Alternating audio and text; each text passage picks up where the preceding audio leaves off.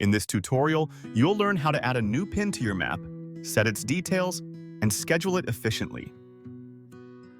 First, click the Create Pin button to begin the process of adding a new location to your map.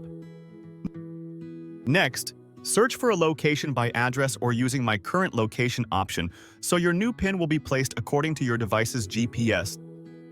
To mark a pin private, toggle the private link switch on, keeping your pin invisible except to those you invite. Now, select a start date and time, and then select an end date and time you want for the pin to expire or become inactive. Adjust additional scheduling options by enabling occurrences at once, helping coordinate events or multiple instances efficiently. Enter a title for your pin in the pin name field. Confirm or edit your choice so it's easily recognizable later.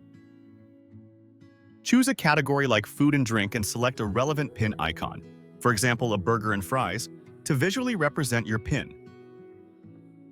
Add a description to provide more context about your pin. Set an age rating to make sure it's visible to the appropriate audience. Some features, like uploading a custom photo, require a plan, which you can upgrade to if needed.